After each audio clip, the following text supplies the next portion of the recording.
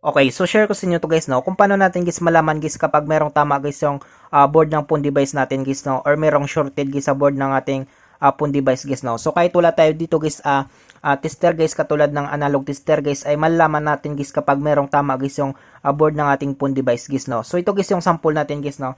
So ito guys ay walang display guys, no. So yung ano lang nito guys, response nito guys ay vibrate guys, no. Yan, so ito guys yung phone device nito guys. So ito guys yung isa sample natin guys. Sample guys, no, panda rin natin guys. Yan. Yan. So kung maano nyo guys, meron siyang vibrate dito guys, no. Yan. So vibrate lang siya guys. So try natin guys, charge guys, no. So charge natin guys.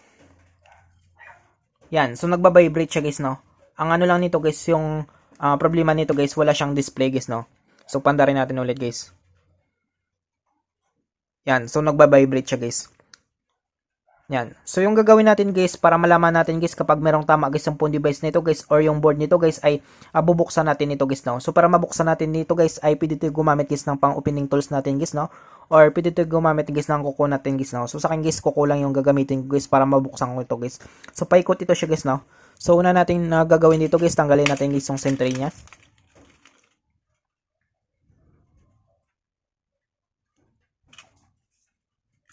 Yan, so tabi lang natin yun siya guys, no. So bubuksan natin guys. Try natin guys i-check guys yung board niya guys, no.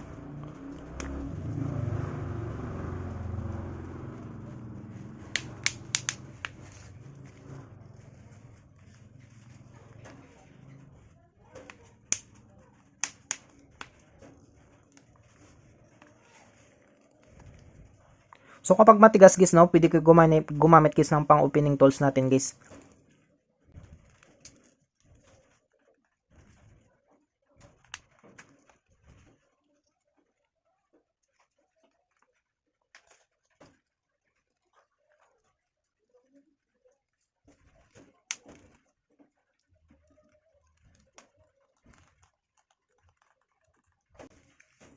So gamit tayo nito guys, no. So medyo matigas siya dito guys.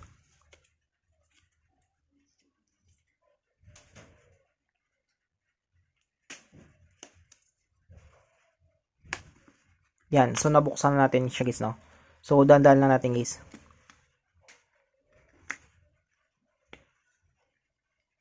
Yan. So ito siya guys, no. So ito guys yung loob niya guys. So nabuksan na ito siya guys, no. So kulang na guys yung mga bolts nito guys. Yan. So para ma-check natin guys yung board niya guys ay tanggalin natin guys yung mga bolts nito guys, no.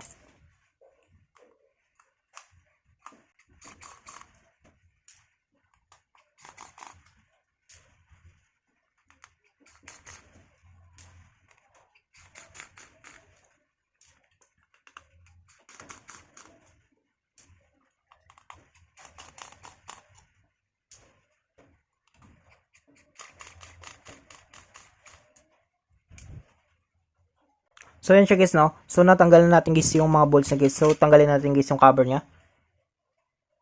So tabi lang natin yun siya guys, no. So dito guys, kahit wala tayong ano guys, no, kahit wala tayong analog tester guys or tester natin guys, no, ay pwede natin guys ma-check ito guys, no. Basta meron tayo dito guys, ano guys, no, pang reserva guys na LCD niya guys. So ito na rin guys yung mga ano yun guys, no, mga diskarte guys para iwas palpak tayo guys sa pag kabit guys ng LCD guys, no. So kailangan lang natin dito guys ng pang reserva guys. So dito rin natin malaman guys kapag meron siyang display dito guys or wala talaga guys, no. Ito kasi guys ay wala siyang display guys, no. So wala siyang display. So try natin ulit. So try natin refresh guys yung ano niya guys, yung FPC niya, yung or yung flexible printed circuit nito guys. Dito guys sa terminal ng battery niya guys, no. So try natin guys i-refresh guys, no. So okay naman siya guys, wala na naman siyang corrosion or kalawang guys, no. Yan.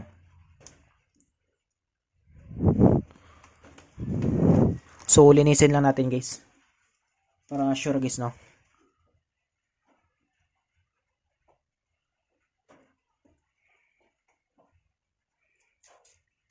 Hindi siya kasi nagdi-display guys, no. So try natin guys i-check guys yung board nito guys. Dito guys sa LCD niya guys, no, gamit guys yung LCD guys na pang reserva nito guys or yung replacement LCD niya guys. So pwedeng ano talaga guys no, sira guys yung backlight ng LCD niya or sira guys yung coil nito guys no. So sana guys sa LCD lang siya guys no. Vibrate lang siya kasi guys kapag charge siya guys no, kapag i-on natin guys ay vibrate lang guys yung response niya guys no.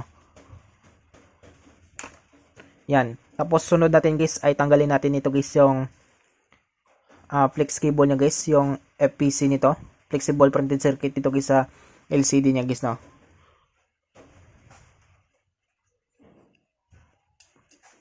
Yan.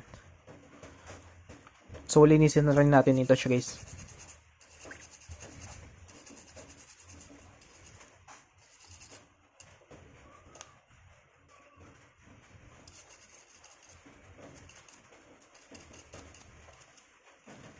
Yan. So ngayon guys ay kukunin natin guys yung ano niya guys no, yung replacement niya guys na LCD guys. So dito natin guys malaman guys kapag di-display siya guys or hindi guys no. Yan, so papakita ko sa inyo guys.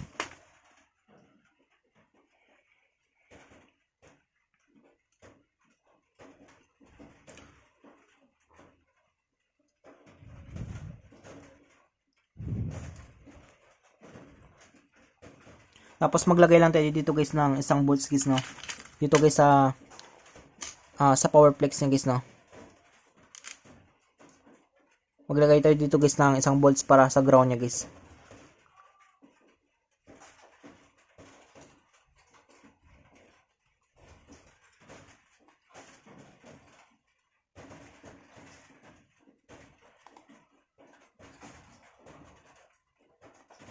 So yan siya guys no. So nalagyan na natin guys sa power flex niya sa ground niya guys no. So ngayon guys ay try natin guys i-ano guys no. Try natin guys pandarin guys. So ilagay natin guys yung FBC ng ano niya guys ng battery niya dito guys sa terminal niya guys no. Yan. So dito natin malalaman guys no, kapag wala siya ditong display guys sa replacement niya or sa bagong LCD niya guys.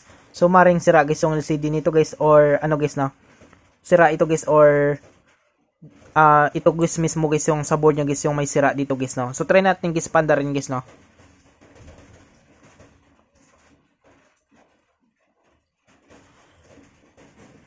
Yan. So meron siya nag-display siya guys no.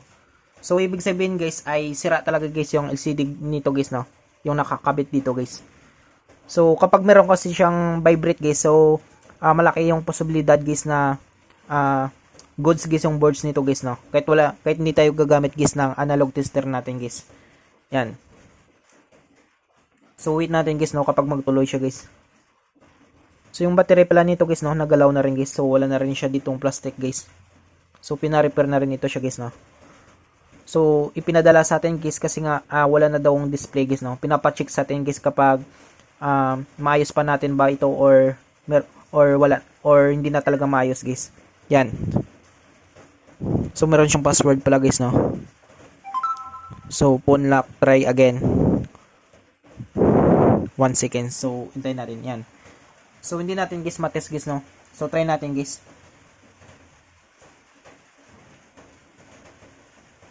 So wala siya guys no. So try natin guys yung emergency call guys. So kapag natatouch ito guys, ibig sabihin guys good guys yung LCD niya guys no.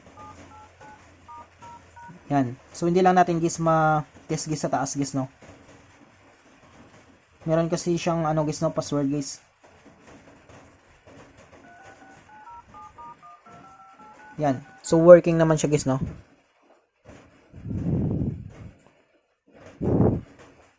Yan. So ganoon lang kadali guys no kung paano natin guys ma-test guys kapag merong display guys yung LCD niya guys no.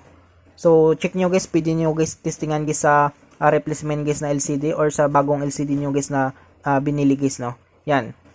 So I hope guys na matulong sa inyo itong video tutorial natin guys. Sa mga bago pa lang sa ating channel guys no, huwag natin guys kalimutan guys i-click guys yung subscribe at yung notification bell button para ma-update ko kayo guys sa susunod natin guys na video tutorial. Thank you guys and God bless sa lahat.